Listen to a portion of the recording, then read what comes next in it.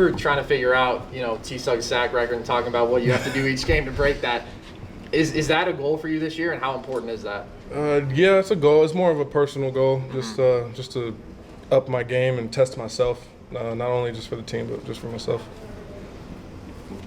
How do you kind of go about achieving those things? I mean, you had a great year last year, and then to try and build on that, what are the things that you had to do over the offseason, and even now getting into game week? What did you have to do? Just focusing a lot more, getting into the playbook more, asking my coaches how they break down schemes and what they look for, tendencies, motions, different shifts, stuff like that. So honing in on that type of things, it definitely lets you play faster when you know what you're doing, if we have a game plan for it. So just focusing more on that, and everything will play itself out.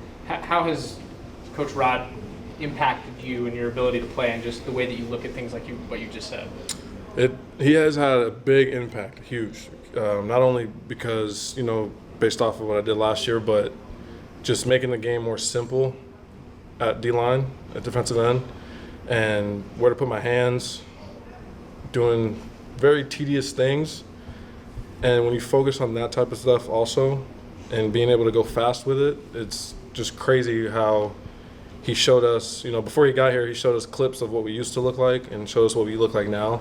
And it just was proof in the pudding, so it just shows that whatever he's teaching us has been working. How much growth have you made just from where you were a couple years ago to where you are maybe on the field and off the field?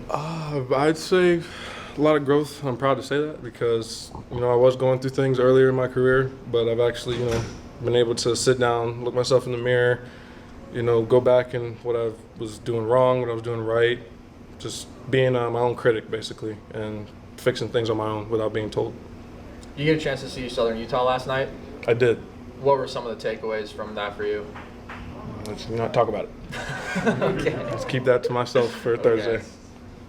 What are your expectations for that game personally? Do you have any goals, anything you're looking to do?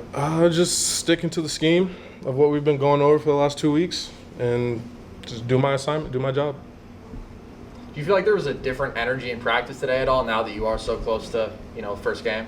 For sure. Especially with some of the younger guys, you can definitely tell that they're getting closer to game day, a little nervous just because it's their first one, or even young guys from last year. They only had 4 games, so we're gonna have a full 12 games this year, and just seeing them kind of be a little fidgety here and there, maybe it's kind of been funny to watch, but knowing that it just shows that they care.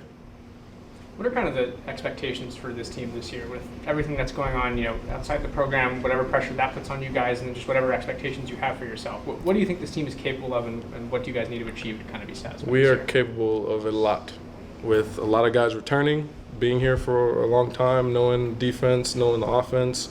We are capable of a lot. And what are the expectations that you might have for this team this year? The expectations is to win.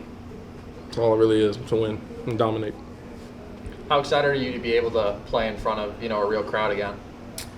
Honestly, for me personally, I don't really hear the crowd. All I hear is my pads clinking and me, breathing. That's really all I hear. It's even when we played USC last year, I kind of didn't really focus on it personally. How do you feel from a health standpoint, just where you're at right now going into a season compared to where you might have felt in years past going into the first game of the season? I feel great. My body's good. I'm eating good. I'm running good. I feel amazing. We just spoke to Trevez, and he said you were extremely influential in improving his power rush and helping him with his hand placement and in that. Is there anything specific that you worked on with him since spring? Just like you said, hand placement, or just challenging each other on pass rush when we go to one-on-ones and stuff. So we like in our room. We like to joke around who's the best, so that's definitely something that we put pressure on each other to show.